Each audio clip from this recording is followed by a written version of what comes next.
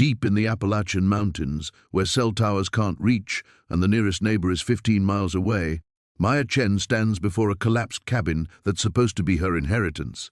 6 months pregnant and carrying nothing but a duffel bag, she's been cut off from her family's fortune for refusing to marry the business partner they chose for her. What her parents don't know is that Maya isn't just another spoiled rich girl. She spent summers here with her grandmother, learning to split wood, repair foundations, and survive off the grid. Now, with winter approaching and her baby due in 3 months, she has to rebuild this place from the ground up. But as Maya tears into the rotted floorboards, she finds something hidden beneath. Letters that reveal her grandmother wasn't just a simple mountain woman, but someone who escaped her own family's control decades ago. The same family that's now hunting Maya down. Can she finish rebuilding before they find her, or will she discover that some family legacies are impossible to escape? Before we jump back in, tell us where you're tuning in from, and if this story touches you, make sure you're subscribed, because tomorrow I've saved something extra special for you. The October wind cuts through Maya's wool jacket like a blade, carrying the scent of dying leaves and the promise of an early frost. She shifts her weight, feeling the baby move restlessly inside her, as if sensing her anxiety. The cabin, or what remains of it, sags before her like a broken promise. Half the roof is caved in, taking most of the front wall with it. Vines strangle the remaining structure, and 20 years of neglect have reduced her grandmother's home to little more than a pile of weathered timber and shattered dreams.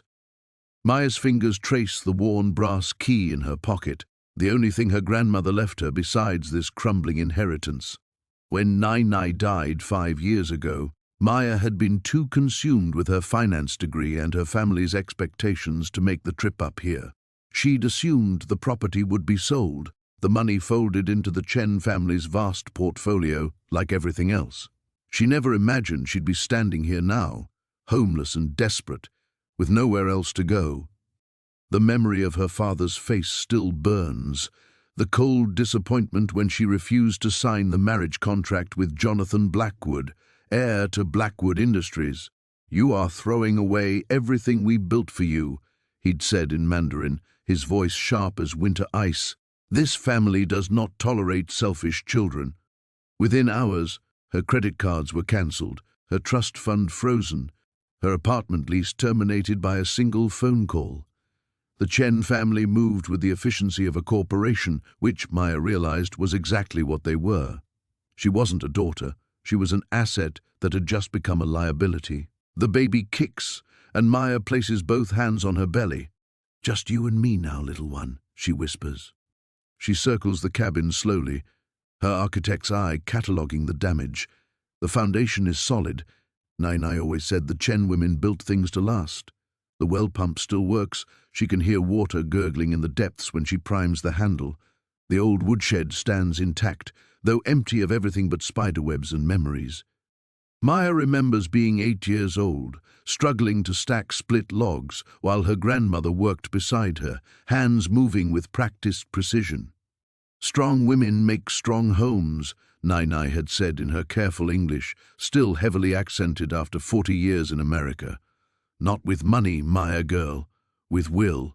Now Maya understands what she meant. She steps carefully through the collapsed front door, testing each floorboard before putting her full weight down. The main room is a disaster of fallen beams and rotted wood, but the kitchen area looks salvageable.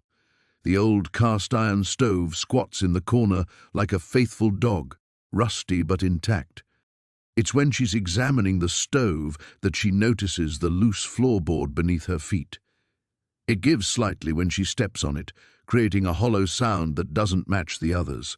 Curious, Maya kneels and works her fingers around the edges until the board lifts free. Underneath, wrapped in oilcloth and tucked into a metal box, are dozens of letters tied with red ribbon. Maya's hands shake as she lifts them out. The paper is yellowed with age, the handwriting elegant but urgent. She opens the first letter, dated 1952, and her breath catches. "My dearest Chen Li," it begins, "I pray this finds you safely hidden in the mountains. Father's men came to the shop today asking questions. They know you took the documents." Maya's heart pounds. Chen Li was her grandmother's name, her real name, not the Lily she'd used in America. But what documents? What men? She reads on, the words swimming before her eyes. The jade mine in Yunnan. The workers who died. If the truth comes out, the whole family will fall. A branch snaps in the forest behind her. Maya freezes, the letter still in her hands. The sound was too heavy to be a deer, too deliberate to be coincidence. Slowly, she folds the letter and slides it into her jacket pocket with the rest. Another snap, closer now. Someone is coming up the mountain. The morning light filtered through the grimy windshield of Elena's decade-old Honda as she navigated the winding mountain road for the third time in 2 days. Yesterday's visit had been a shock. The cabin was worse than she'd imagined from the lawyer's cautious description, but sleeping in her car outside a gas station 20 miles down the mountain had given her clarity she hadn't expected. She had nowhere else to go. Her phone buzzed against the passenger seat. Another call from her mother. Elena let it go to voicemail, just like the 17 others since she'd walked out of the family estate 3 days ago. The silence that followed felt both liberating and terrifying. The dirt road to the cabin seemed longer in daylight, rutted and overgrown with blackberry brambles that scraped against her car doors. When she finally reached the clearing, Elena sat for a moment, one hand resting on the gentle curve of her belly where her 16-week pregnancy was just beginning to show. The cabin looked even more desolate in the harsh morning sun. Weather-beaten logs had turned silver grey, and the metal roof sagged in the middle like a tired old horse. But something had shifted in Elena's perspective overnight. Where yesterday she'd seen only ruin, today she noticed the solid stone foundation, the intact windows, and the way the structure sat perfectly positioned to catch both morning light and afternoon shade. She pulled the brass key from her purse, the only thing the lawyer had given her besides the deed, and approached the front door. This time, she noticed details she'd missed in yesterday's shock, hand-carved details around the doorframe, a wind chime made of old horseshoes hanging from the porch eave, and a wooden sign by the door so faded she had to squint to make out the words, "Meadowlark's Rest." The key turned easier than expected, and Elena stepped inside. Dust motes danced in the sunbeams streaming through windows that, while dirty, weren't broken. The main room was larger than she remembered, maybe 20 feet square, with a stone fireplace taking up most of one wall. A narrow staircase led to what she assumed was a loft bedroom. Elena set her purse on a dusty table and really looked around for the first time. Bookshelves lined 2 walls, still filled with volumes whose titles she couldn't read through the grime.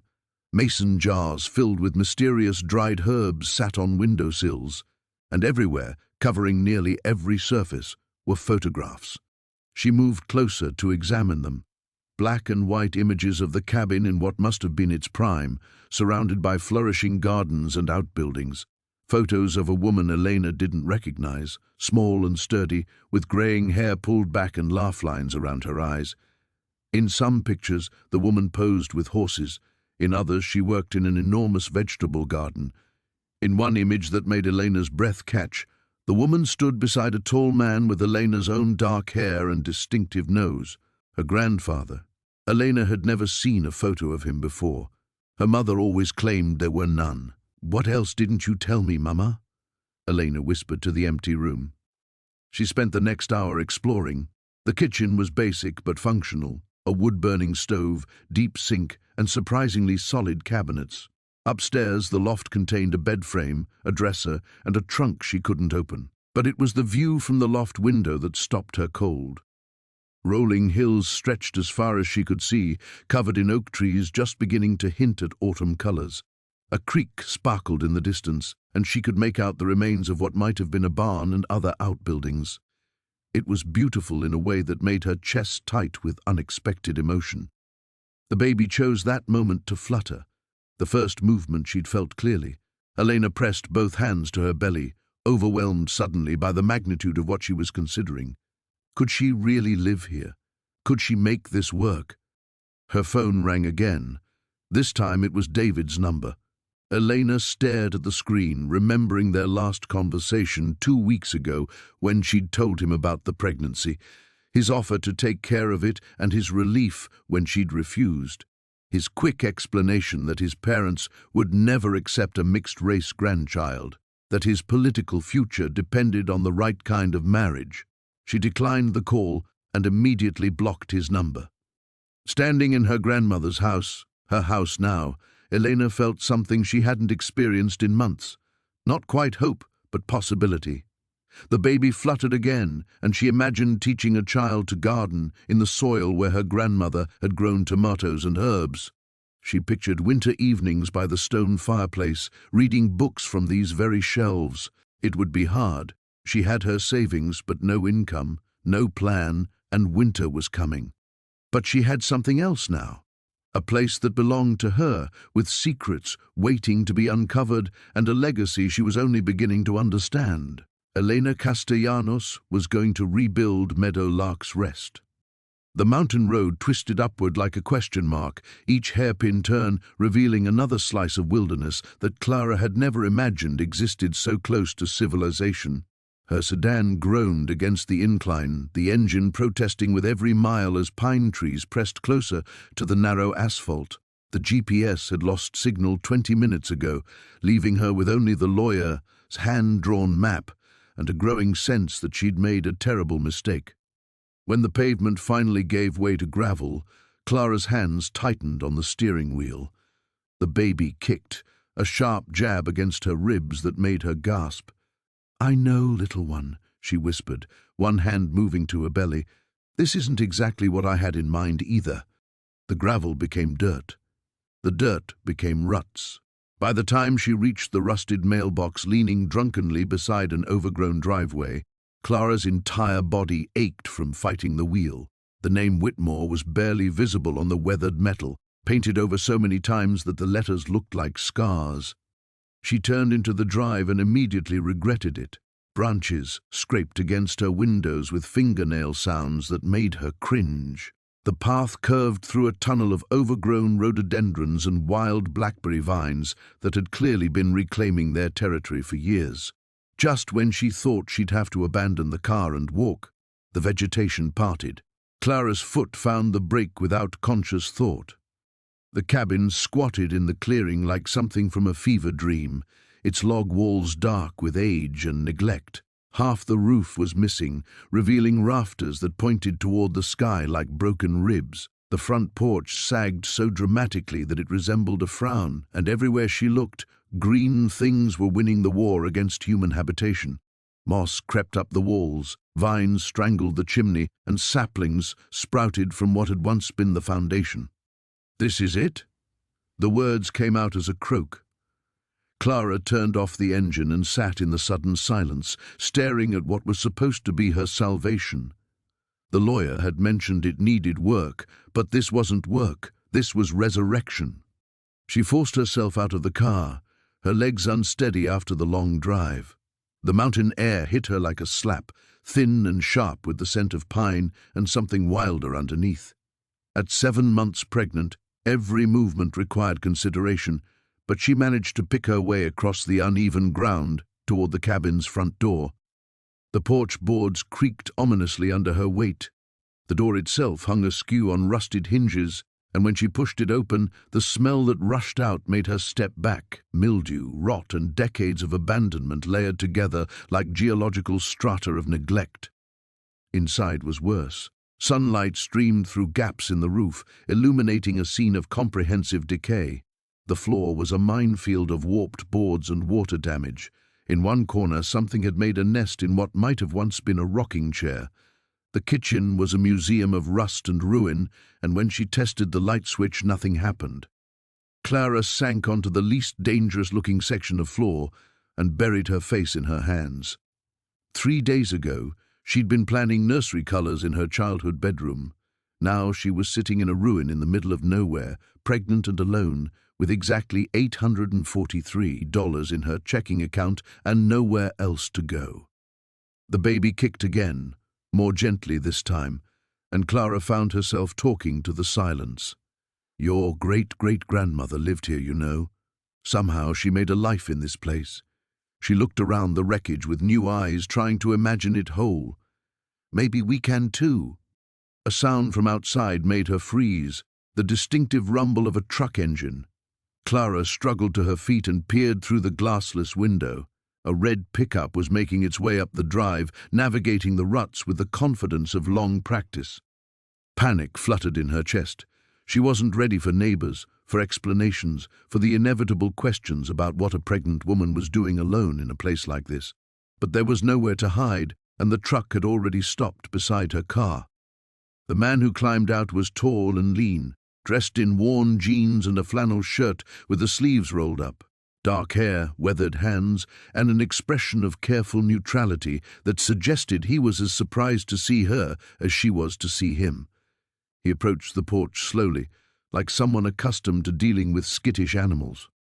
"You must be Clara," he said, his voice carrying easily across the distance between them.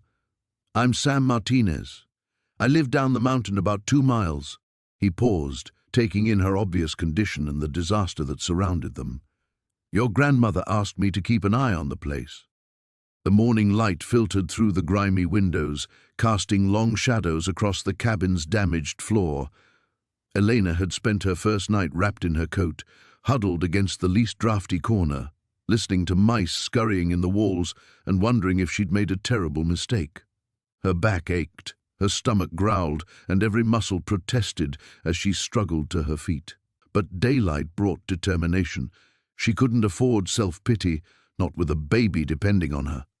The inspection she'd started yesterday revealed the full scope of the challenge ahead. The roof leaked in 3 places, the floorboards sagged dangerously near the back wall, and the stone chimney had partially collapsed. The kitchen consisted of a rusted hand pump over a cracked basin and a wood-burning stove that looked like it hadn't been used in decades. Elena found herself studying the cabin's bones, trying to see past the decay to the structure underneath. The logs were solid cedar, weathered but strong. The foundation stones were carefully fitted, built to last. Someone had loved this place once, had built it to shelter generations. She thought of her grandmother, Rosa, who had died when Elena was 12. Rosa had been the black sheep of the family, the one who'd disappeared for years before returning with wild stories and dirt under her fingernails. Elena's parents had tolerated her visits, but discouraged the growing bond between grandmother and granddaughter. Now Elena wondered what stories Rosa might have shared if they'd had more time. The sound of an engine climbing the mountain road interrupted her thoughts. Elena peered through the window to see a battered pickup truck navigating the overgrown path. Her chest tightened. Had her family sent someone to drag her back? The truck stopped, and a man emerged, tall, broad-shouldered, wearing work clothes and a careful expression. Not one of her father's associates, then. This man belonged to the mountains, moved with the easy confidence of someone comfortable in wild places. He approached slowly, hands visible, like someone who understood that a woman alone might be wary of unexpected visitors. "Ma'am," he called out when he was still several yards away. "I'm Caleb Morrison. I live about 2 miles down the ridge. Saw smoke from your chimney yesterday and thought I should check if you need anything." Elena opened the door partway, studying him. Dark hair, weathered face, eyes the color of storm clouds. There was something solid about him, trustworthy. "I'm Elena. I inherited this place. You'd be Rosa's granddaughter then." His expression warmed slightly. "She talked about you, said you had her stubbornness. You knew my grandmother? She helped me out of a tough spot a few years back. Rosa was good people." He gestured toward the cabin. "This place has been empty since she passed. Might need some work." Elena almost laughed at the understatement. "Some work, yes." Caleb stepped closer, and she could see him taking in the sagging roof, the broken windows, her expensive clothes that were already showing signs of her rough night. If he was judging her chances of survival up here, he kept his thoughts to himself. "I run a construction business," he said. "Nothing fancy, mostly restoration work on old cabins and farmhouses. If you're planning to stay, I could take a look, give you an honest assessment of what you're dealing with." The offer surprised her. In her world, help always came with strings attached, expectations of reciprocal favors or social obligations, but Caleb's offer felt straightforward, uncomplicated. "I can't pay much," she admitted. "Actually, I can't pay anything right now. Rosa didn't charge me when she fed me through a hard winter. Sometimes kindness works on a longer timeline than money." He paused. "Besides, I've been curious about this place. Your grandmother had some interesting stories about its history." Something in his tone caught her attention. "What kind of stories? Maybe we should focus on making it livable first. Winter comes early up here, and you'll need proper shelter before the first snow." Elena found herself nodding. She needed help, and pride was a luxury she could no longer afford. "All right. But I want to do the work myself as much as possible. I need to learn." Caleb's respect for her seemed to increase a notch. "Fair enough. We'll start with the roof. No point fixing anything else if the weather's going to destroy it." As they walked around the cabin together, Caleb pointing out structural issues and potential solutions, Elena felt something she hadn't experienced in months: hope. Not the desperate hope that her family might change their minds, or that James might choose her over his reputation, but the practical hope that came from having a plan and the skills to execute it. She placed her hand protectively over her still flat stomach. Maybe they could make this work after all. The morning sun cast long shadows across the cabin floor as Elena knelt beside the old stone fireplace, running her fingers along the mortared joints. 3 weeks of living here had taught her to notice every detail: the way the light shifted throughout the day, which floorboards creaked underfoot, how the wind sang differently through the gaps in the walls depending on the weather. She'd made progress. The roof no longer leaked in 7 places, just 3. The front door actually closed now, though it required a firm shoulder to the frame, and yesterday she'd managed to coax water from the ancient hand pump outside, rusty but functional. But it was the fireplace that had captured her attention this morning. Something about the stonework seemed off, too deliberate, too careful in one particular section, while the rest of the hearth showed the rough craftsmanship of mountain folk.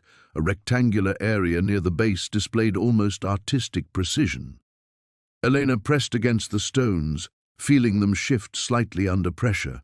Her heart quickened. After wiggling each stone individually, she found one that moved more freely than the others. With careful persistence, she worked it loose, then another and another, until a small cavity revealed itself in the fireplace wall.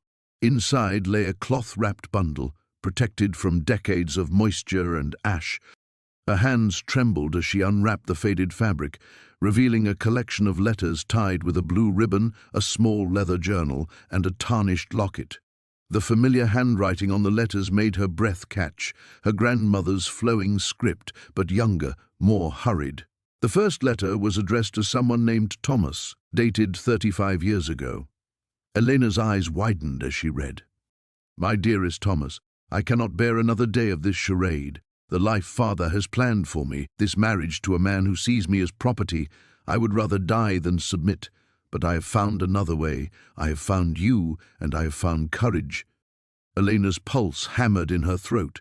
She'd never heard of any Thomas in her grandmother's life.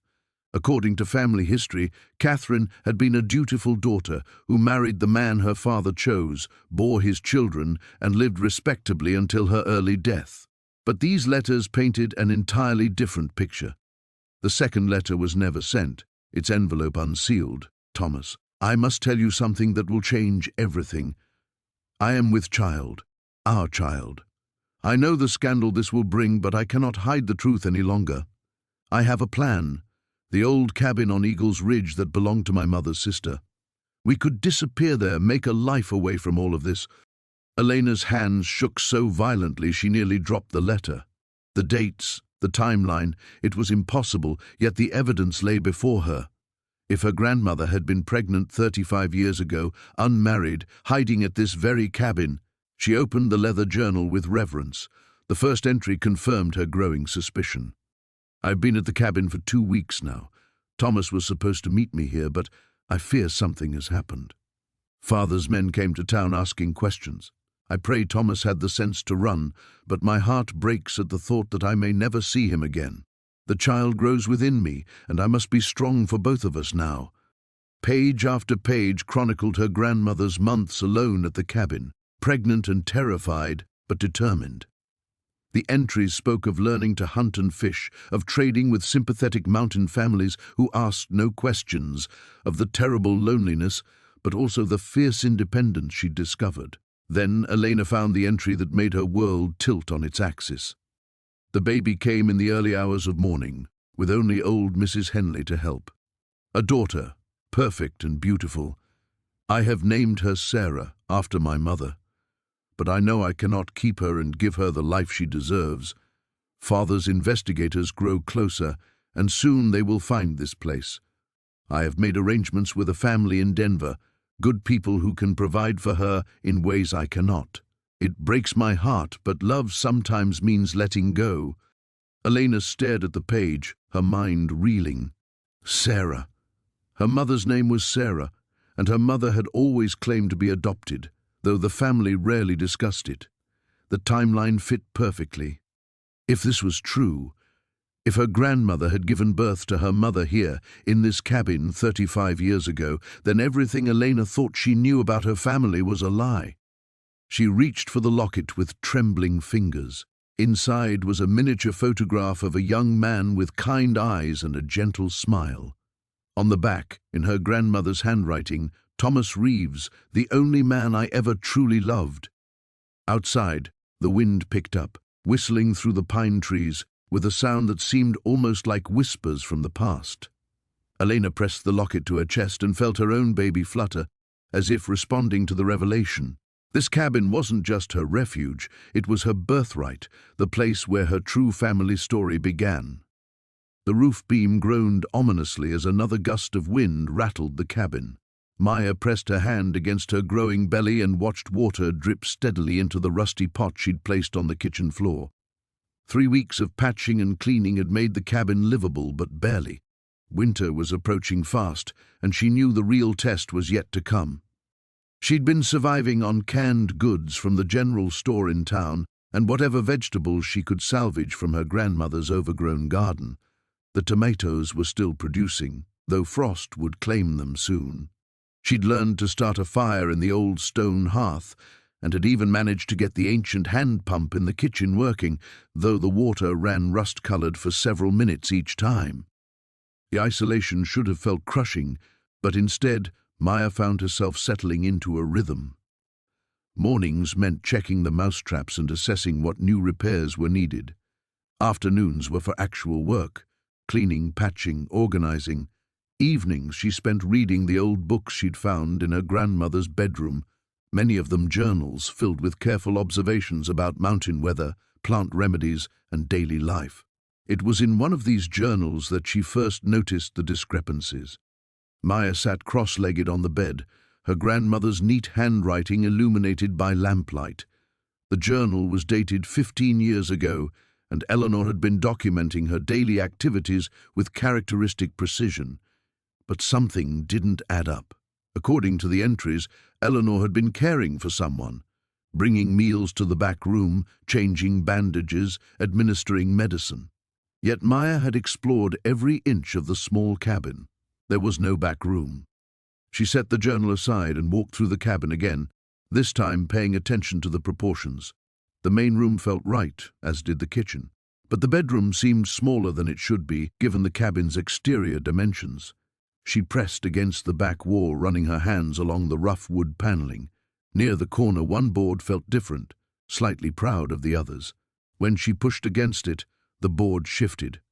Maya's heart raced as she examined the wall more carefully. What she'd taken for decorative vertical slats were actually cleverly disguised hinges. The entire back section of the wall was a hidden door. She found the latch disguised as a knot in the wood and pressed it. The door swung inward with a whisper. A narrow room lay beyond, windowless and musty. Maya grabbed the oil lamp from the nightstand and stepped inside. The space was small but clearly lived in. A cot sat along one wall, covered with blankets that smelled of lavender and thyme. Shelves lined the opposite wall, filled with books, medical supplies, and what looked like official documents. But it was the photographs scattered across a small table that made Maya sink onto the cot in shock. The first photo showed her grandmother as a much younger woman, standing beside a man Maya didn't recognize. They were both smiling, his arm around her waist, and Eleanor was clearly pregnant. Maya picked up another photo, the same couple with a baby. Then another, Eleanor, older now, with a little girl who couldn't have been more than 5 or 6. Maya's hands trembled as she examined the child's face. The resemblance to her own baby pictures was unmistakable, but this couldn't be her mother. Her mother had been an only child, born in the city. She'd told Maya countless times that Eleanor had been a distant figure, someone who'd chosen her mountain hermit life over family. She reached for a document on the shelf, a birth certificate yellowed with age. Sarah Eleanor Hartwell, born at home, with Eleanor listed as the mother. Maya's mother's maiden name was Hartwell. The truth hit her like a physical blow. Her grandmother hadn't been distant by choice. Her mother had been raised here, in this cabin, hidden away for reasons Maya couldn't yet fathom. But why? Why had her mother lied about her childhood? Why had she painted Eleanor as neglectful when these photos showed nothing but love? Maya found more documents, letters, actually, dozens of them in her mother's handwriting. She opened one dated just 2 years ago. "Mother, I know you understand why I can't visit. James's political career depends on a certain image and questions about my background. Well, you know how complicated it could become. I've told Maya you chose isolation, and I think it's better that way. She doesn't need to know about the early years. Some secrets are meant to stay buried." The letter slipped from Maya's numb fingers. Her mother hadn't been abandoned by Eleanor. She'd been the one doing the abandoning, and she'd been bringing Maya to visit a grandmother who'd been erased from their family story, rewritten as a cold woman who'd chosen solitude over connection. Maya pressed her hand to her belly, thinking of her own child growing inside her. What other lies had shaped her understanding of her family? What other secrets were buried in this mountain refuge that her grandmother had left her? Outside, the wind howled through the trees, but Maya barely heard it. She had much more exploring to do. The morning brought an unexpected visitor. Elena was patching a hole in the cabin's north wall when she heard the crunch of tires on gravel. Her heart jumped. Her family had found her. But the vehicle that emerged from the tree line was a battered pickup truck, not the sleek sedans her father preferred. A woman stepped out, maybe 60 years old, with silver-streaked hair pulled into a practical braid and clothes that spoke of hard work rather than board meetings. She moved with the confident stride of someone who belonged in these mountains. "You must be Rose's granddaughter," the woman called out, raising a hand in greeting. "I'm Margaret Chen. I live about 2 miles down the valley." Elena set down her hammer, wiping sweat from her forehead. "I didn't know anyone else lived up here." "Not many of us left," Margaret said, climbing the porch steps with ease. "Mind if I sit? These old bones appreciate a rest." They settled on the wooden steps Elena had reinforced just days ago. Margaret's eyes swept over the cabin's improvements, the patched roof, the cleared windows, the neat stack of firewood. "You've been busy," Margaret observed. Rose would be proud. She always said this place had good bones, just needed someone who cared enough to tend it properly. "You knew my grandmother well?" "We were neighbors for nearly 40 years. She was the closest thing to family I had after my husband died." Margaret's expression grew thoughtful. "Strange that you never visited. Rose talked about you all the time, especially after—" She stopped abruptly. "After what?" Margaret studied Elena's face carefully. "After your parents told her you died in a car accident. That was about 15 years ago." The words hit Elena like a physical blow. She gripped the porch railing, her knuckles white. "They told her I was dead? You mean you weren't in an accident?" Margaret's voice carried a mix of confusion and growing anger. "Rose mourned you something fierce. Blamed herself for not fighting harder to stay in your life." Elena's mind reeled. 15 years ago she would have been in college, the time when she'd started questioning her parents' plans for her future, when she'd briefly dated someone they deemed unsuitable. The relationship had ended abruptly after her parents' intervention, and she'd always wondered why James had disappeared so suddenly from her life. What exactly did they tell her?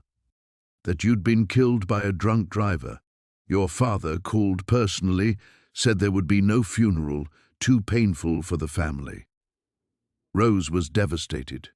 She'd been trying to reach out to you, you know, sent letters to your college.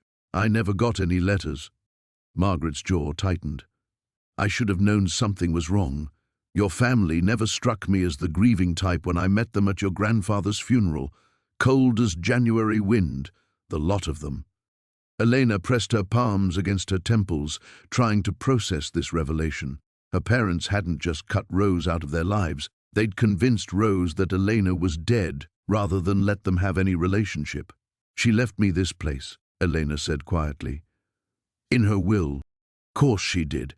Even thinking you were gone, she held on to hope somehow. Used to say she felt you in the wind sometimes, like you were still out there somewhere. Margaret reached over and squeezed Elena's hand. Guess a grandmother's heart knows things the mind doesn't.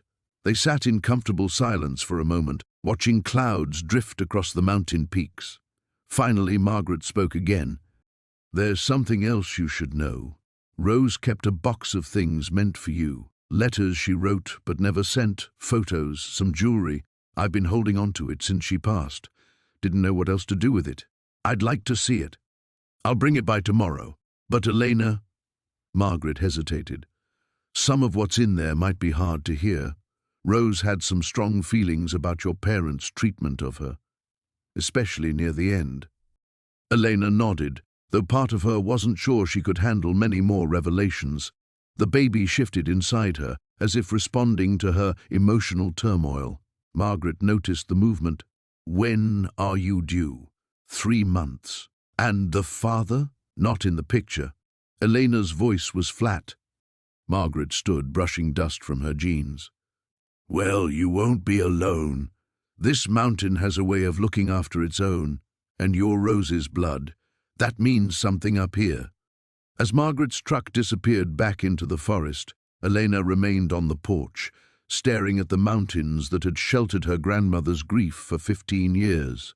The weight of her parents' cruelty settled over her like a heavy blanket, but underneath it, she felt something else growing, a fierce determination to honor the grandmother who'd been stolen from her, and to build something here that no one could ever take away.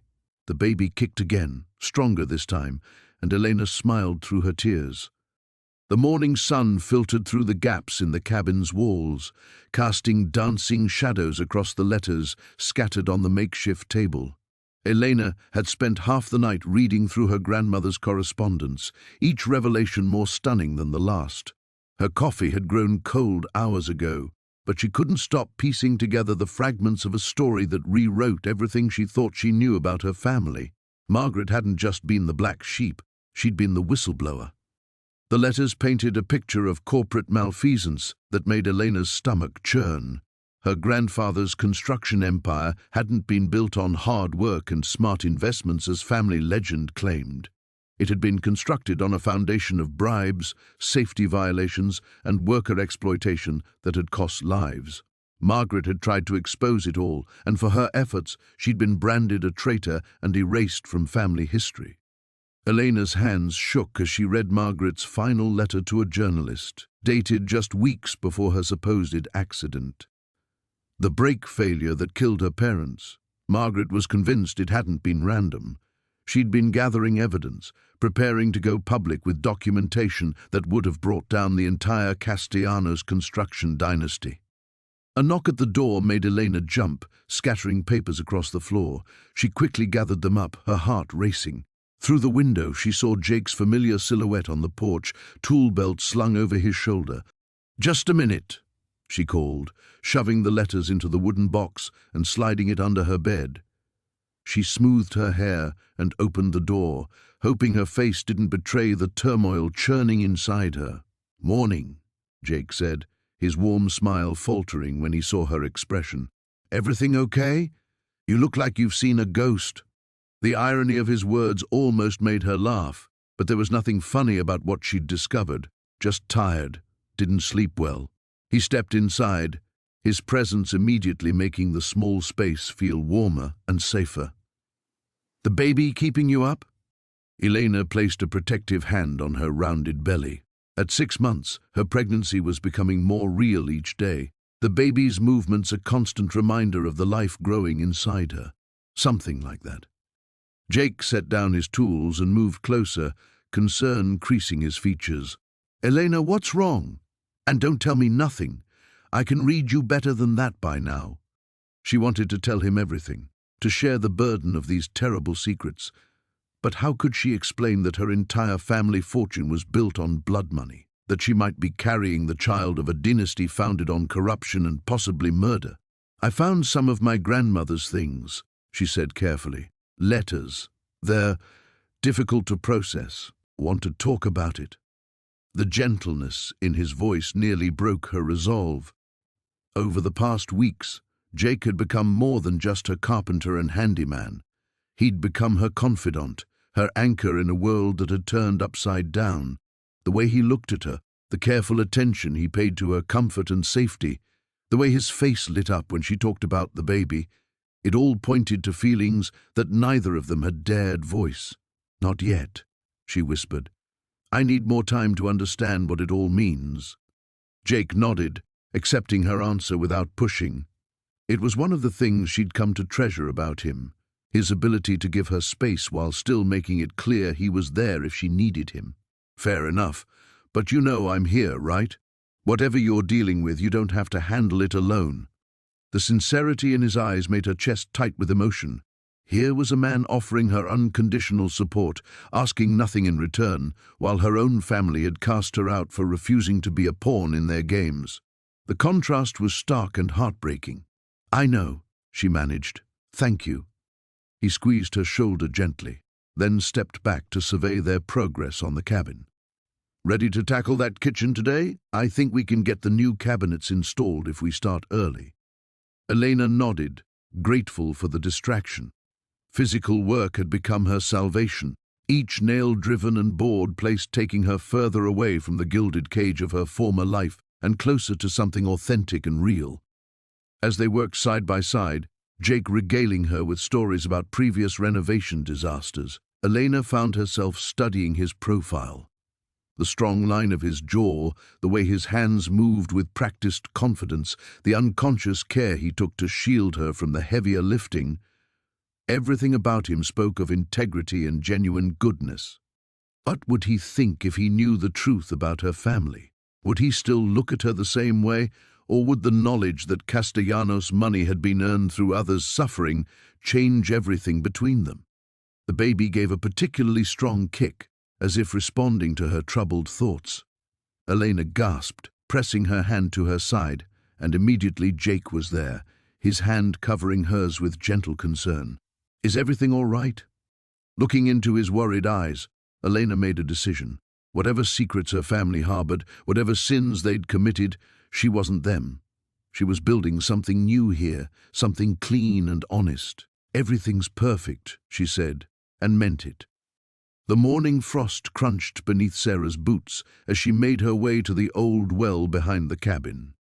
3 weeks had passed since she'd discovered the letters, and the weight of her grandmother's secrets had settled into her bones like the mountain cold. She'd read each letter dozens of times, memorizing every line of her grandmother's elegant script, every confession of love for a man who wasn't her grandfather. The pregnancy had begun to show now, a gentle curve beneath her thick sweaters that reminded her daily why she couldn't afford to dwell in the past. The baby would arrive in spring, and the cabin still needed so much work before then. But the letters had given her something unexpected, a sense of belonging that went deeper than bloodlines. "Margaret Elizabeth Thorne," she whispered to herself, testing the name on her lips. Her grandmother's maiden name, before she'd married into the cold, calculating family that had ultimately rejected them both. Sarah had never known her grandmother had been disowned too, cast out for loving the wrong man, for choosing her heart over her family's expectations. A sound from the forest made her look up, the steady rhythm of an axe biting into wood. Daniel had been coming by every few days, bringing supplies and helping with repairs without being asked. She'd tried to pay him, But he'd refused every time with that quiet stubbornness she was beginning to recognize as typically his. She found him near the tree line, splitting logs into manageable pieces for her woodpile. His breath formed clouds in the crisp air, and his flannel shirt was damp with sweat despite the cold. When he saw her approaching, he buried the axe in the chopping block and straightened. "Morning," he said, pulling off his work gloves. "Thought you might need more firewood before the next storm hits." Sarah wrapped her arms around herself, suddenly aware of how she must look, hair escaping from its ponytail, wearing her father's old work clothes that were becoming snug around her middle. "You don't have to keep doing this. I can manage on my own." "I know you can." He leaned against the chopping block, studying her face. "Doesn't mean you have to." Something in his tone made her throat tight. She'd spent so many years surrounded by people who wanted something from her, her compliance, her connections, her trust fund. Daniel's simple kindness felt foreign and precious. "I found some things," she said suddenly. "In the cabin. Letters from my grandmother." His eyebrows rose slightly, encouraging her to continue. "She was pregnant too, when her family disowned her, just like me." The words came easier than she'd expected. She loved someone they didn't approve of, and they cut her off completely. "Is that why she left you the cabin?" Sarah nodded, pulling one of the letters from her pocket. The paper was soft from handling, the ink faded but still legible. She wrote about feeling lost, about not knowing how to build a life from nothing, but she figured it out. She made something here. Daniel stepped closer, and she caught the scent of pine and honest sweat. What happened to the man she loved? He died in the war before they could marry. She never saw him again after her family sent her away. Sarah's voice caught slightly. "She spent 40 years in this cabin, alone." "She wasn't alone," Daniel said quietly. "She had your mother." "My mother never spoke of this place. I think she was ashamed of it, of where she came from. She spent her whole life trying to earn back what my grandmother had lost." "And what about you?" His dark eyes searched her face. "What are you trying to earn back?" The question hit her like a physical blow. She'd been so focused on survival, on proving she could make it on her own, that she hadn't stopped to consider what she actually wanted. Her old life felt like something that had happened to someone else.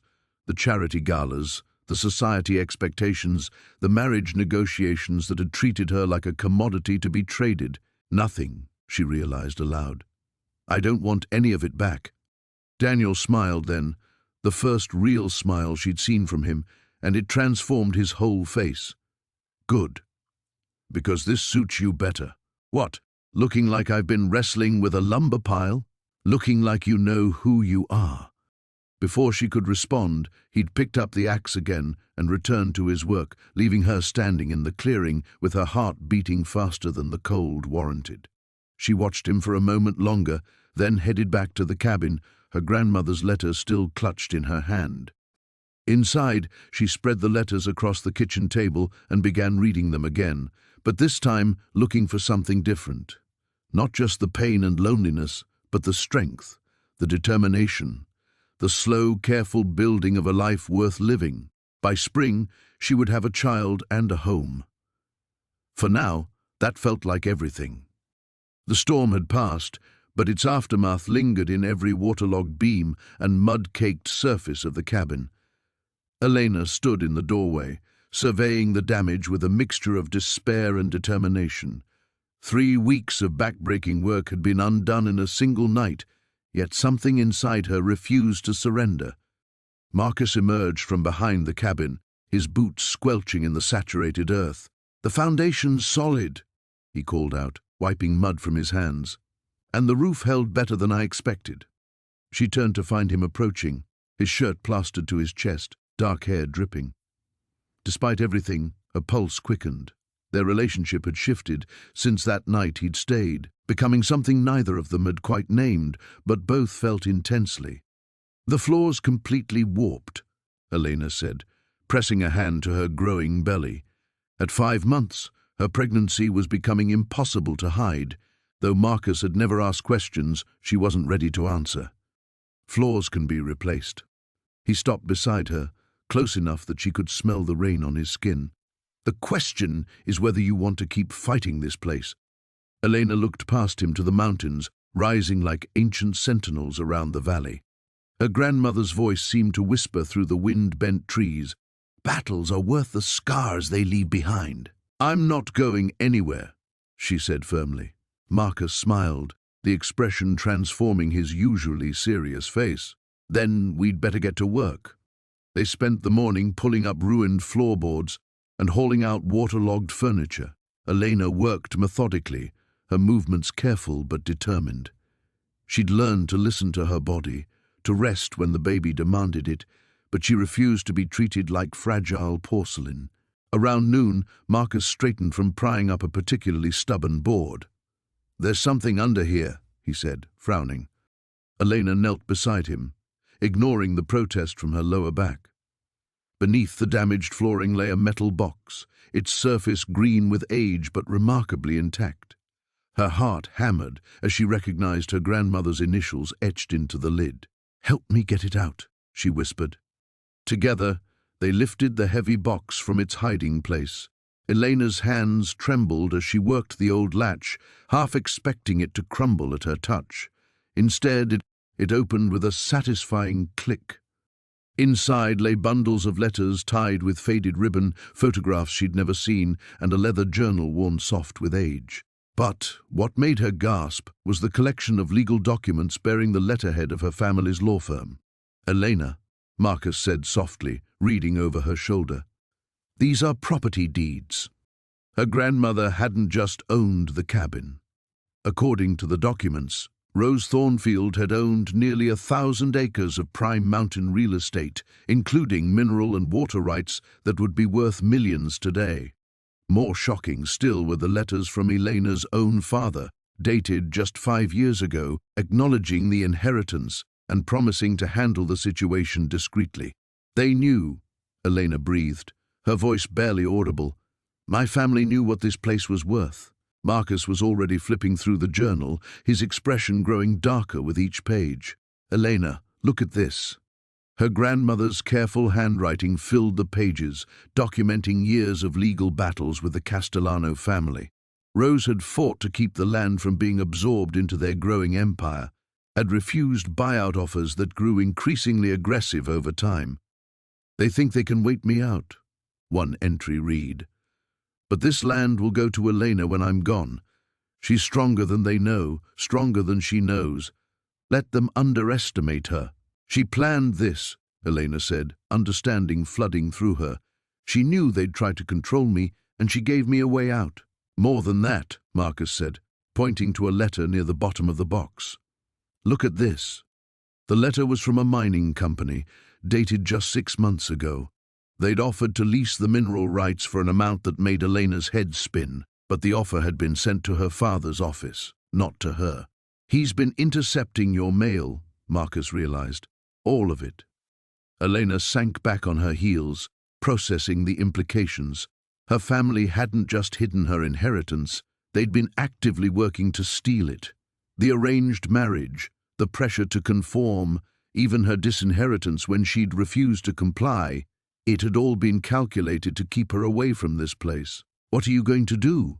Marcus asked gently. Elena looked around the damaged cabin, then down at her belly where her child grew stronger each day. Her grandmother had fought for this land, had preserved it against all odds so that Elena might have choices her family would never willingly give her. "I'm going to finish what she started," Elena said, her voice steady with newfound purpose. "I'm going to rebuild this place, and then I'm going to make them pay for what they've stolen." Marcus nodded, respect and something deeper shining in his eyes. "Then we'd better order more lumber," he said simply. As storm clouds gathered again on the horizon, Elena felt something shift inside her, not the baby, but something harder and more dangerous. Her family had underestimated her for the last time. The morning after finding the hidden room, Clara couldn't shake the image of her grandmother as a young woman, holding that mysterious baby. She'd spent half the night staring at the photograph by lamplight, searching the infant's face for any familiar features, but the sepia tones revealed nothing definitive. Marcus arrived early, carrying coffee and fresh bread from town. "You look like you didn't sleep," he observed, setting the bag on her makeshift kitchen counter. "I found something yesterday." Clara retrieved the photograph and documents from where she'd carefully stored them, in a hidden space behind the bedroom wall. Marcus studied the image, his brow furrowing. "This is definitely your grandmother, but—" He looked up at Clara, then back at the photo. "The timing doesn't add up, does it? Your father would have been born in 1952, but this baby looks much younger than him in the family photos you've shown me." Clara nodded, relieved that someone else saw the discrepancy. "That's what I thought too. And there's this." She handed him the birth certificate. "Eleanor Grace Hartwell," Marcus read aloud. "Born March 15th, 1955. Mother, Grace Hartwell. Father, unknown." He looked up sharply. "Grace Hartwell. That was your grandmother's maiden name?" "Yes, but she married my grandfather in 1949. She should have been Grace Morrison by 1955. Clara wrapped her arms around her growing belly, a gesture that had become unconscious whenever she felt overwhelmed. "Marcus, I think my grandmother had another child, a daughter. What happened to her?" Clara pulled out the yellowed letter, handling it carefully. "I haven't read this yet. I was afraid to do it alone." Marcus nodded, understanding in his eyes. They sat together on the old couch, and Clara unfolded the brittle paper with trembling fingers. The handwriting was her grandmother's, though shakier than Clara remembered. "My dearest Eleanor," Clara read aloud, her voice barely above a whisper, "I hope someday you'll understand why I had to let you go. Your father was married to another woman, and I was young and foolish enough to believe his promises. When you were born, I wanted nothing more than to keep you, but his family had money and lawyers, and they threatened to destroy everything I held dear." Clara's hand flew to her throat. "Oh God, Marcus, keep reading," he said softly, his hand finding hers. "I placed you with a good family, people who could give you opportunities I never could, but not a day passes that I don't think of you. Don't wonder if you have my stubborn streak, or if you love the mountains like I do. I've saved every penny I can, hoping that someday you'll find your way back to me. This cabin, this land, it was always meant to be yours. I pray that when you read this, you'll know that giving you up was the hardest thing I ever did, and that you were loved beyond measure. All my love, Mama Grace." The silence stretched between them, heavy with the weight of revelation. Clara stared at the letter, reading it again silently, letting the truth settle in her bones. "Your grandmother had a daughter," Marcus said finally, "Eleanor. And if she inherited this place, then my father wasn't her only child." Clara looked around the cabin with new eyes. "This wasn't meant for me at all. It was meant for her, for Eleanor. But the will left it to you specifically. Clara Morrison." Marcus frowned. "Why wouldn't your grandmother have left it to Eleanor instead?" Clara stood abruptly, pacing to the window. Outside, snow had begun to fall again, dusting the mountainside in pristine white. Because maybe Eleanor never came back. Maybe she never even knew about this place, about her real mother. The implications crashed over her in waves. Somewhere out there she might have an aunt she'd never known existed. An aunt who was supposed to inherit this cabin, this land, this chance at a new life that Clara was now living instead. "We have to find her," Clara said suddenly, turning back to Marcus. "We have to find Eleanor. Clara, that was almost 70 years ago. She might not even be alive anymore. But she might be, and if she is, she deserves to know the truth." Clara's hand moved to her belly again. "I understand now what my grandmother went through, being pregnant, having no good choices, feeling like the whole world is against you. I can't keep something that was meant for her daughter." Marcus stood and crossed to her, his hands gentle on her shoulders. "Even if it means giving up the cabin? Your safety net?" Clara looked around the space she'd worked so hard to repair, at the walls that had sheltered her when she had nowhere else to go. The thought of leaving made her chest tight with panic, but the weight of her grandmother's secret felt heavier. "It's not really mine, is it?" "It never was." She leaned into Marcus's warmth, drawing strength from his presence. "But first, We need to figure out how to find a woman who's been lost for 70 years. The morning after finding the letters, Clara woke to an unusual silence. No hammering from Jake's early construction work, no rustling of him moving around the cabin preparing coffee. She pressed her hand to her rounded belly, feeling the baby's gentle movements, and realized she'd slept later than usual. Stepping outside, she found a note tucked under a stone on the porch railing. Had to drive into town for supplies. Back by evening. Left breakfast wrapped on the counter. J. The solitude felt strange after weeks of constant companionship. Clara made her way to the shed where she'd hidden the shoebox of letters, her grandmother's secrets calling to her like whispered confessions. She settled into the old rocking chair Jake had repaired, cradling the yellowed papers. The next letter was dated 3 months after the first, and Eleanor's handwriting looked more hurried. My dearest Thomas, Father's suspicions grow daily. He questions my every movement, watches my correspondence. I fear someone has seen us together at our usual place by the falls. Mother grows pale whenever Father speaks of suitable matches for me. The Harrington boy comes calling twice weekly now, bringing flowers I cannot bear to touch because they are not from you. Clara's breath caught. The Harrington family, her father's lineage.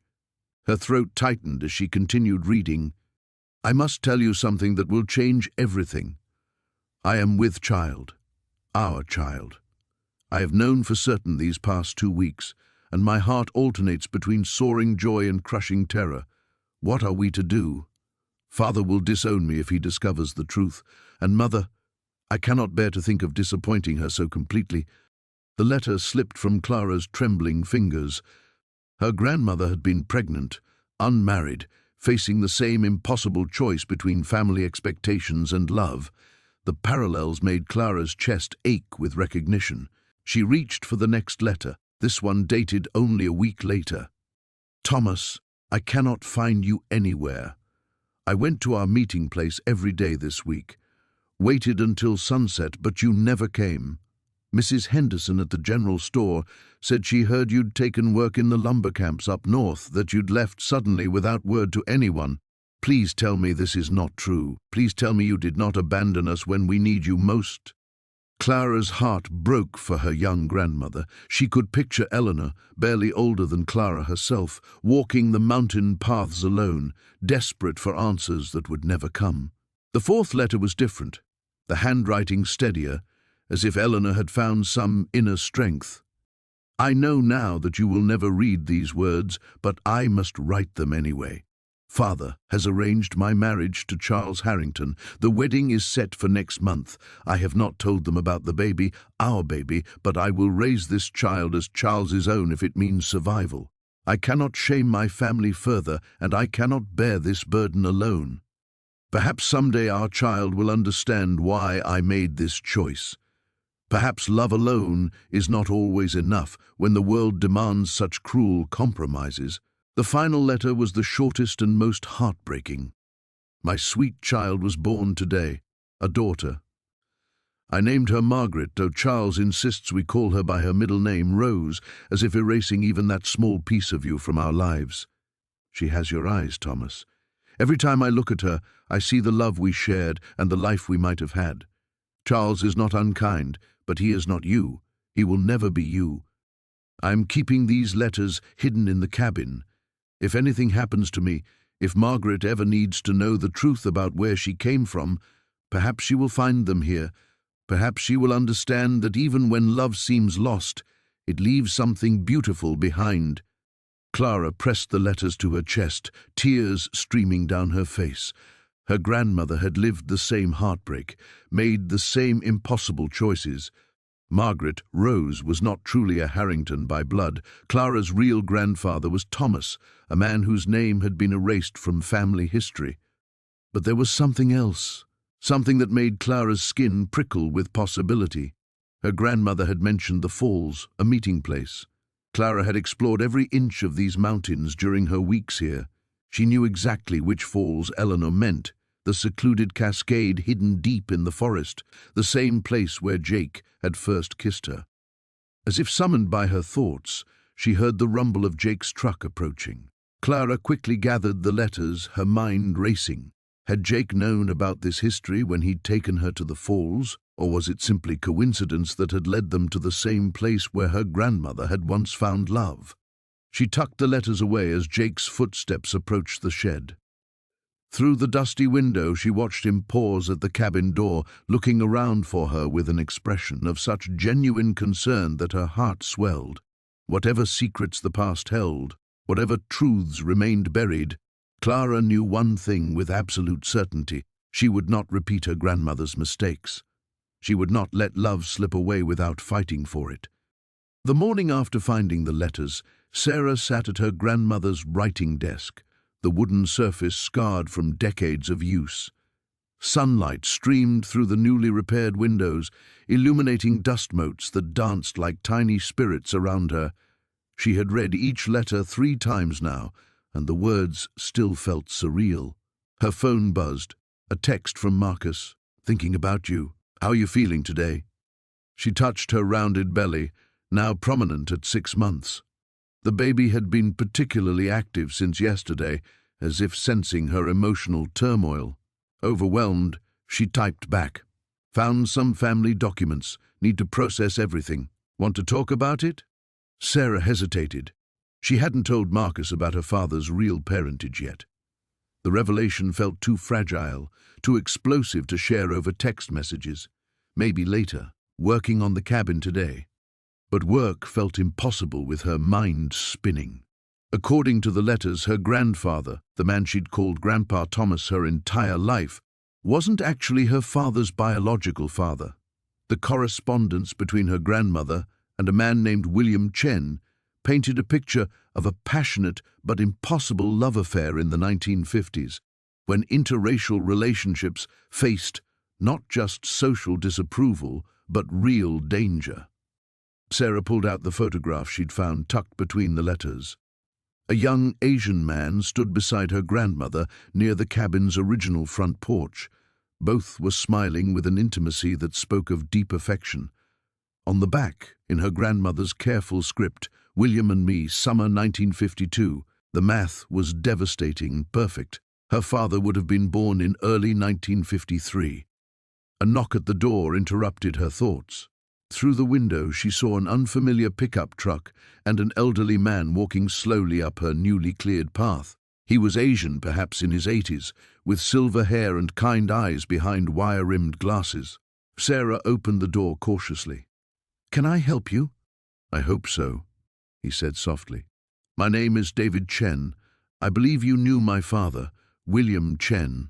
He passed away last month, and in his papers I found letters from a woman named Margaret who lived at this address." Sarah's knees went weak. She gripped the doorframe for support. "Margaret was my grandmother." David's eyes widened as he studied her face. "Then you might be—" He stopped, overwhelmed. "Would you like to come in?" Sarah managed. They sat in her small living area, both struggling with the magnitude of what was unfolding. David reached into a worn leather satchel and withdrew a bundle of letters tied with a faded ribbon. "My father never married," he began quietly. "He always said he'd lost the only woman he could ever love to circumstances beyond their control. When I was young, I used to find him reading these letters. He'd get this look, heartbroken but somehow peaceful too." Sarah showed him the letters she'd found. As they compared the correspondence, a complete story emerged. Her grandmother and William Chen had met when he was working on a surveying crew that came through the mountain region. Their attraction was immediate and mutual, but in 1952, their different races made any public relationship impossible. "Your grandmother was already engaged to Thomas Whitmore when my father arrived," David explained.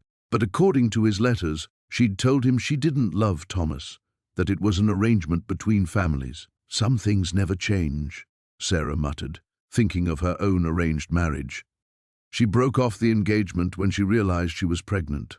My father wanted to marry her, wanted to face whatever consequences came, but she was protecting him. She knew what could happen to an Asian man who dishonored a white woman in those days. Sarah felt tears building. "So she married my grandfather instead." Thomas Whitmore stepped up. He'd always loved her, and he offered to marry her and claim the child as his own. My father was heartbroken, but he understood her choice. He left the mountains but never stopped writing to her. They sat in silence, both processing the weight of these old secrets. Finally, David spoke again. "I have something else." He pulled out a small wooden box. "My father carved this for the child he never got to meet, for your father. He always hoped someday." Inside was a beautifully crafted wooden toy train, every detail lovingly rendered despite decades of careful storage. "My father's name was Richard," Sarah whispered. "Richard Whitmore. He died when I was 12. William Chen," David said, "died believing he'd never known his son." Sarah thought of her father, his artistic hands, his love of building things, his quiet strength. Traits she'd always attributed to the Whitmore side suddenly took on new meaning. "David," she said slowly, "would you stay for dinner? I think we have a lot more to talk about." As afternoon shadows lengthened across the cabin that had sheltered so many secrets, Sarah felt something shift inside her. She wasn't just rebuilding a home, she was reconstructing an entire family history, one revelation at a time. The morning sun cast long shadows across the mountain as Elena made her way down the familiar path to town, Lily secured in the carrier against her chest. Her daughter's curious eyes tracked the dancing leaves overhead, tiny fingers grasping at the cool mountain air. What had once been a treacherous journey down an overgrown trail now felt like a pleasant walk along a well-maintained path that she and Marcus had cleared together over the months. The hardware store's bell chimed as she entered, and old Pete looked up from his newspaper with a knowing smile. "Let me guess, more nails? You two are single-handedly keeping my fastener section in business." Elena laughed, adjusting Lily's blanket. "Actually, I'm here for paint this time. We're finally ready for the finishing touches on the nursery." "About time that little one got a proper room," Pete said, coming around the counter to peer at Lily, who rewarded him with a droopy smile. "She's gotten so big. Feels like just yesterday you were in here, scared and alone, buying your first hammer." The memory hit Elena with unexpected force. That first desperate trip to town, pregnant and terrified, clutching her grandmother's keys like a lifeline. She'd been so different then, so fragile. Now she stood here with dirt under her fingernails and calluses on her palms, discussing paint colors for a home she'd built with her own hands. "You've come a long way, Elena," Pete continued, his voice gentle. "Your grandmother would be proud." As Pete helped her load cans of soft yellow paint into her truck, Elena noticed a sleek black sedan parked across the street. Something about it made her uneasy, too clean, too expensive for this mountain town. Through the tinted windows, she could make out the silhouette of someone watching her. The drive back up the mountain felt longer than usual, her eyes frequently checking the rearview mirror. The sedan had disappeared, but the feeling of being observed lingered like smoke. Lily dozed peacefully in her car seat, oblivious to her mother's growing tension. Marcus was waiting in the driveway, his tool belt slung over one shoulder, sawdust in his dark hair. The sight of him still made Elena's heart skip. This man who'd chosen to stay when everyone else had left, who'd helped her build not just a house but a life. "How did the paint expedition go?" he asked, leaning down to kiss her before carefully lifting Lily from her seat. "Good, but—" Elena hesitated, then decided to voice her concerns. "There was a strange car in town. Someone was watching me." Marcus's expression sharpened. "What kind of car?" "Black sedan, expensive. Probably nothing, but it felt wrong." He shifted Lily to one arm and placed his free hand on Elena's shoulder. "We'll keep an eye out. Could just be tourists, but better safe than sorry." They spent the afternoon painting the nursery, Lily napping in her portable crib, while Elena and Marcus transformed the walls into a warm, sunny space.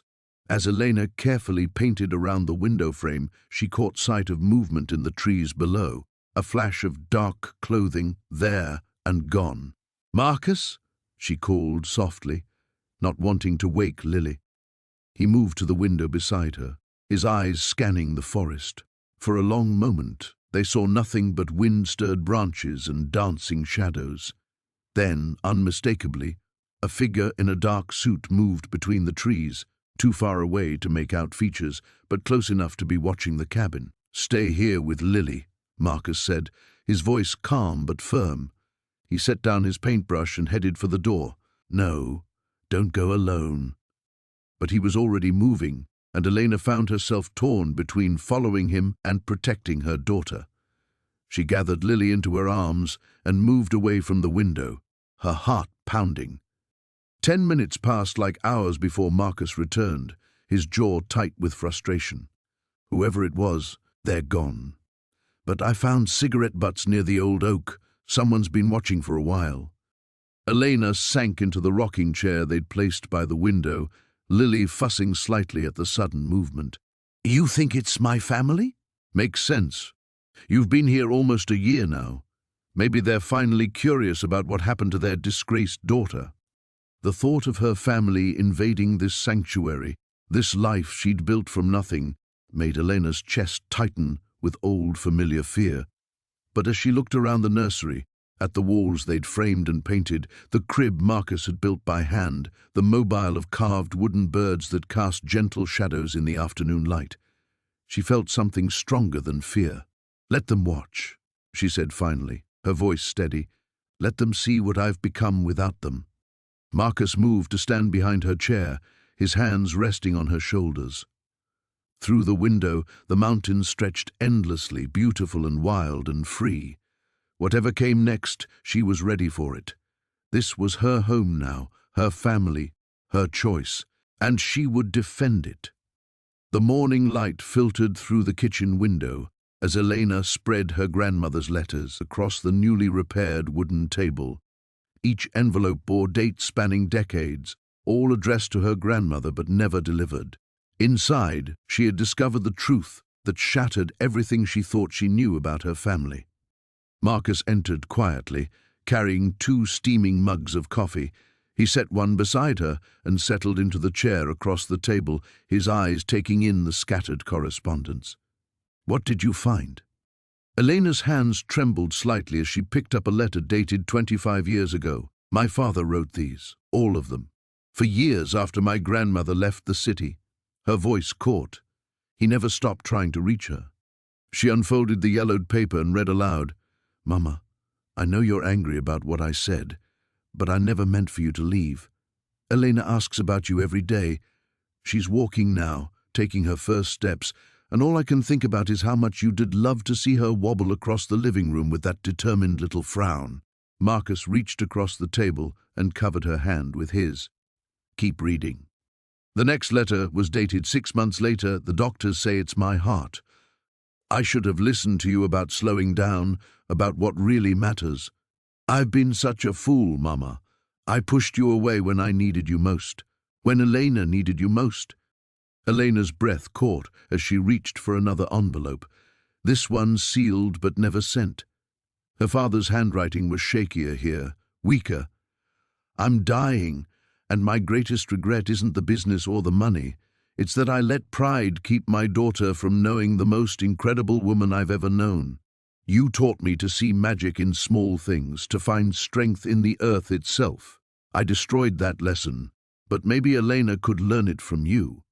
The baby kicked forcefully, as if responding to the emotional weight of the revelations. Elena placed her free hand on her belly, tears streaming down her cheeks. "He wanted me to know her. All this time I thought he kept us apart because he was ashamed of where he came from." Marcus stood and moved to sit beside her, pulling her against his chest. "What else is there?" Elena reached for a manila envelope, thicker than the rest. Inside, she found legal documents and a letter in her grandmother's handwriting. "This one's from her." The letter was addressed to Elena, dated just 3 months before her grandmother's death. "My dearest granddaughter, if you're reading this, then you've found your way home to the mountain. I always knew you would. Your father and I were both too stubborn for our own good, but I watched you from afar. I saw your college graduation photos in the newspaper, read about your charity work. You have his determination, but also something more, the wild heart that runs in our family's women." Elena had to pause. overwhelmed by the connection she felt to this woman she'd barely known.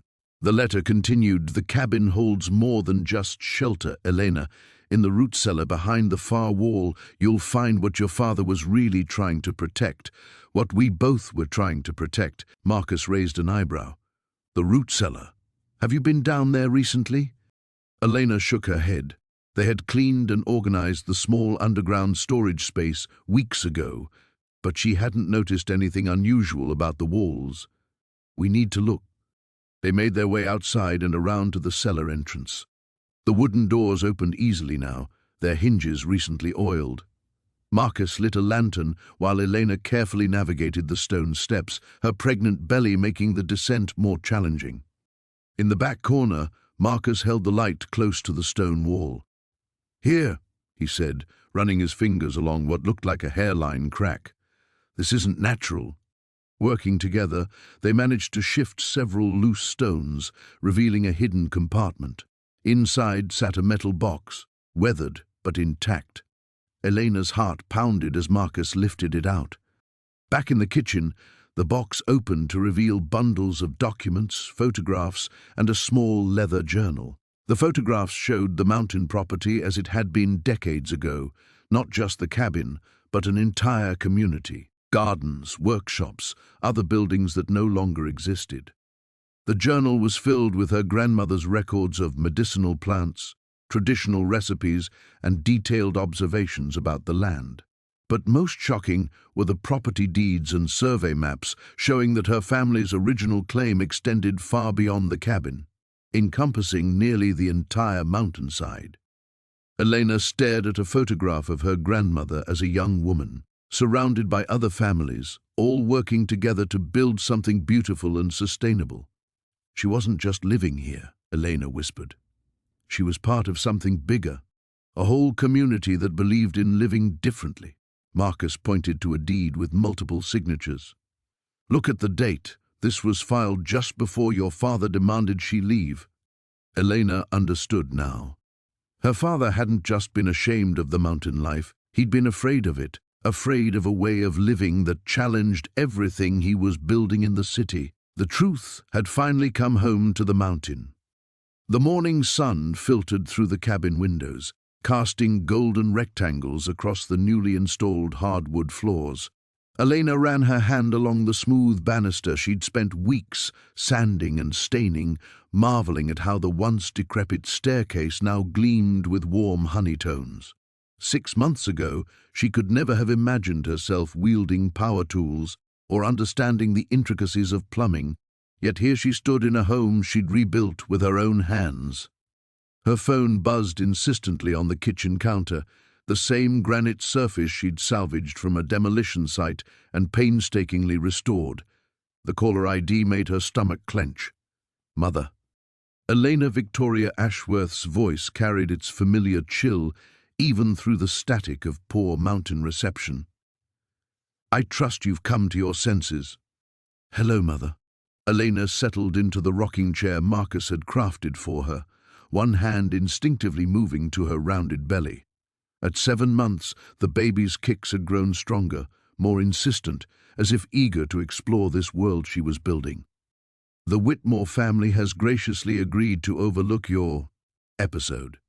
James is willing to proceed with the engagement, provided you return immediately and submit to a proper medical examination." Elena's grip tightened on the phone. Even now, her mother spoke of her pregnancy as if it were a shameful secret to be managed rather than a life to be celebrated. "I'm not coming back." "Don't be ridiculous. You're living in squalor, playing house in that wretched hovel. This fantasy of self-sufficiency ends now." Through the window, Elena watched Marcus emerge from the workshop he'd built beside the cabin. Wood shavings clung to his flannel shirt, and he carried what looked like a cradle in his strong arms. The sight made her heart flutter in ways that had nothing to do with the baby's movements. "This isn't a fantasy, Mother. This is my life." "Your life?" Victoria's laugh was sharp and brittle. "You have no income, no prospects, no future worth speaking of. That mountain will kill you, just as it killed your grandmother. Grandmother died of cancer, not the mountain. She died alone and forgotten because she chose pride over family. Is that what you want for your child? Elena stood abruptly, pacing to the kitchen where bundles of herbs hung drying from the rafters. Lavender and rosemary she'd grown in the garden that now flourished, where weeds once choked the earth. She wasn't forgotten. She was loved. The whole town came to her memorial, a handful of mountain folk and social misfits. How impressive. The dismissive tone sparked anger Elena had been suppressing for months. Those people cared about her. They knew who she really was, not just what she owned or who she married. And what exactly did she own? A collapsing ruin and 20 acres of worthless rock. Elena's eyes fell on the wooden box she'd discovered behind the loose hearthstone 2 weeks ago, the box filled with photographs and letters that had shattered everything she thought she knew about her family. Images of her grandmother as a young woman, radiant and free, standing beside a man who wasn't Elena's grandfather. Love letters signed "Forever Yours," Thomas in handwriting she recognized from property deeds around town. And most shocking of all, a birth certificate listing Thomas Brennan, Marcus's grandfather, as the father of Elena's own father. It's not worthless, Elena said quietly. I'm sending a car tomorrow. This conversation is over. No, it isn't. Elena's voice strengthened. I found the letters, Mother. I found the photographs. I know about Thomas Brennan. The silence stretched so long, Elena wondered if the call had dropped. When Victoria finally spoke, her voice had lost its imperious edge. I don't know what you think you've discovered. I know my father was Thomas Brennan's son, not Jonathan Ashworth's. I know grandmother was pregnant when she married into your precious family. I know the whole foundation of our legacy is built on a lie. Another pause. Your grandmother was a foolish girl who made a mistake. My family gave her respectability, gave her son a name worth bearing. Everything you've inherited, everything you are, exists because we saved her from disgrace. Or because you couldn't bear the scandal of an illegitimate child. Elena sank back into the rocking chair, emotionally drained. She loved him, didn't she? Thomas Brennan. That's why she kept coming back here. Love. Victoria spat the word like a curse. Love won't pay medical bills or provide education or secure your future. Look where love got your grandmother. Exiled to a mountain, dying alone. Through the window, Marcus was approaching the cabin, the cradle balanced easily in his carpenter's hands. Their eyes met through the glass, and his concerned expression told her he could see the distress on her face. Behind him, the sun painted the peaks in shades of gold and amber, and Elena felt the mountain's presence like an embrace. She wasn't alone, Elena said softly. She was home. The first contraction hit as Elena was splitting kindling behind the cabin, the axe slipping from her hands as pain radiated across her lower back. She gripped the chopping block, breathing through the sensation that felt different from the practice contractions she'd been having for weeks. This one had teeth. Marcus emerged from the house, carrying a steaming mug of tea, his face immediately shifting to concern when he saw her doubled over. Elena? What's wrong? I think. Another wave crashed over her, stronger this time, stealing her breath. I think it's time. The mug shattered against the ground as Marcus rushed to her side. Are you sure? It's still 2 weeks early. Elena managed a shaky laugh between breaths. Tell that to your daughter. She's apparently inherited the family stubbornness. Marcus helped her inside, his hands gentle but urgent. The cabin they'd rebuilt together over the past months now felt like a sanctuary, warm wooden walls, the stone fireplace crackling with heat, and the cradle Marcus had carved sitting ready in the corner. But as another contraction seized her, Elena realized how far they were from the hospital. The road, she gasped, remembering the late spring snowstorm that had dumped 2 feet of powder the night before. Can we get down the mountain? Marcus was already reaching for his phone, his jaw tightening as he checked the screen. No signal. The storm must have taken out the cell tower again. He moved to the landline they'd had installed, relief flooding his face when he heard the dial tone. Road services first, then the midwife. While Marcus made calls, Elena paced the small living room, her hands tracing the walls she'd helped rebuild. The hidden compartment where they'd found her grandmother's letters was now carefully restored, the family documents safely stored in town. But the secrets those papers had revealed still felt surreal. How her grandmother had fled an abusive marriage, how she'd changed her name and started over in this very cabin, how she'd built a life of fierce independence that Elena's own parents had tried to erase from family history. "The road's completely blocked," Marcus said, hanging up the phone. "A tree came down in the storm. They're sending a crew, but it'll be hours before they can clear it." Elena nodded, having expected as much. "And Sarah?" "She's coming up on foot. Should be here within the hour." Marcus crossed to her, his hands finding her shoulders. "Elena, we can do this. Women have been having babies in remote places for thousands of years." Another contraction hit, longer and more intense. Elena breathed through it, drawing strength from the solid warmth of the cabin around them. Her grandmother had faced much worse than this, had rebuilt her entire life from nothing, had raised Elena's father alone in these mountains. As the contractions intensified, Elena found herself thinking about the letters they'd discovered, her grandmother's words about finding strength in unexpected places, about how the mountain had taught her that she was capable of more than she'd ever imagined. Elena had read those letters dozens of times, each reading revealing new layers of wisdom and courage. Sarah arrived as promised, snow-dusted and carrying a large bag of medical supplies. The midwife had become a friend over the past months, helping Elena prepare for a birth far from conventional medical facilities. "How are we doing, Mama?" "She's definitely coming," Elena panted, gripping Marcus's hand as another wave peaked. "And she's in a hurry." The next few hours blurred together, Sarah's calm guidance, Marcus's steady presence, and Elena's own growing awareness of the primal strength flowing through her body.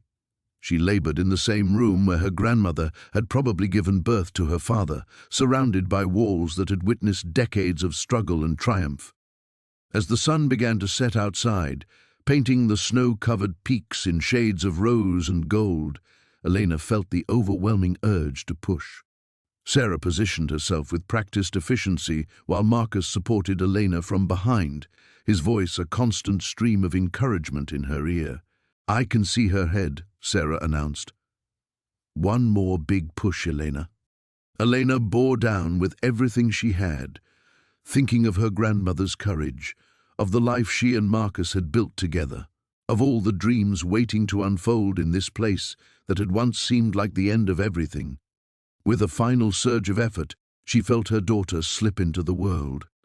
The baby's first cry filled the cabin, strong and indignant, echoing off the walls that Elena had helped rebuild with her own hands. Sarah quickly cleaned the infant and placed her on Elena's chest, where she immediately quieted, dark eyes blinking up at her mother. "She's perfect," Marcus whispered, his voice thick with emotion as he traced their daughter's tiny fingers. Elena looked down at her child, this little person who would grow up knowing the stories hidden in these walls, who would understand that strength could be found in the most unlikely places, who would carry forward the legacy of women who refused to be broken by the world's expectations. Outside, the snow continued to fall, but inside the cabin, 3 generations of mountain wisdom had come full circle. The morning sun painted the valley in shades of gold as Maya stood on the newly reinforced porch, watching steam rise from her coffee mug. 7 months had passed since she'd first arrived at the cabin, and the transformation was nothing short of miraculous. Where once crumbling walls had barely held back the elements, now solid timber-framed windows that sparkled in the dawn light. The garden she'd planted stretched in neat rows before her, heavy with the promise of autumn's harvest. Her hand rested on her rounded belly, feeling the gentle movements of her daughter. Yes, she'd finally learned the baby's sex at her last appointment in town. A daughter who would grow up knowing the truth about her heritage, about the strong women who had built this place with their own hands. "You're up early." Jack's voice came from behind her, warm with sleep and affection. She turned to find him in the doorway, his dark hair tousled, wearing the flannel shirt she'd grown to love seeing him in. "She's active this morning," Maya said, smiling as another little kick pressed against her palm. I think she's excited about today. Today, the day her parents were finally coming to see what she'd built. The letter had arrived 3 weeks ago, stiff, formal, but carrying an undercurrent of something Maya had never expected to hear from them: regret.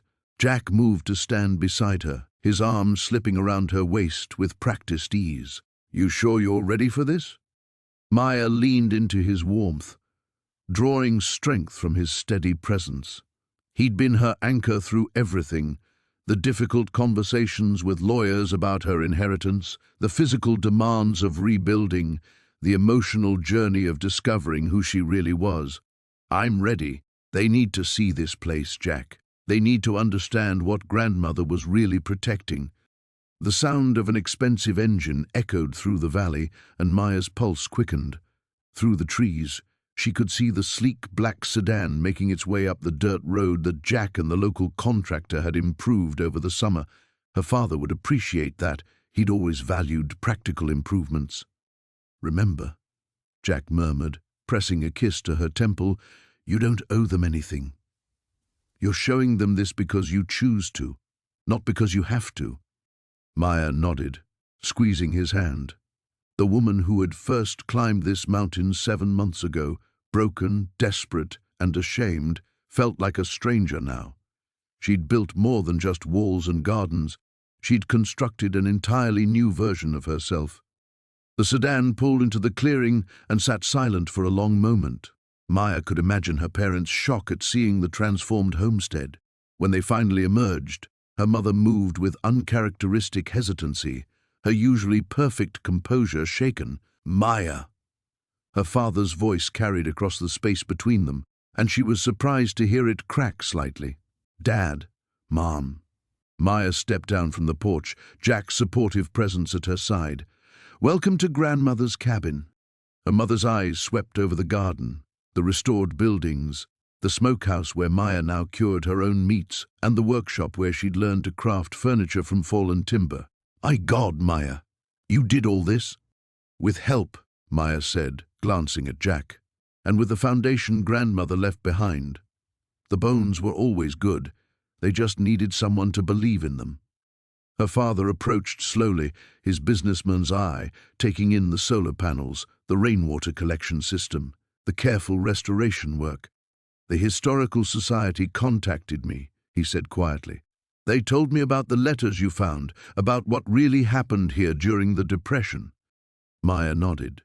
The letters had revealed everything: how her great-grandmother had sheltered families fleeing economic disaster, how she'd defied social conventions to help those society had abandoned, how the family's shameful secret had actually been a legacy of courage and compassion. She wasn't the failure we were told she was, her mother said, tears glittering in her eyes.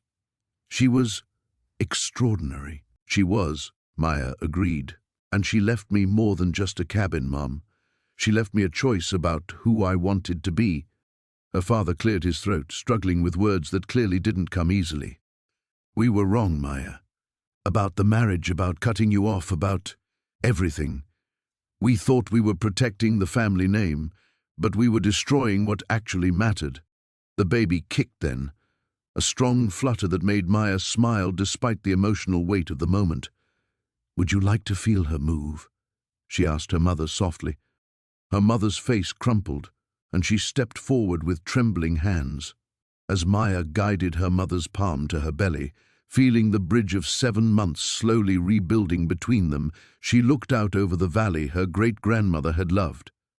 This land had taught her that some things were worth fighting for, worth building from nothing, worth believing in even when the whole world said otherwise.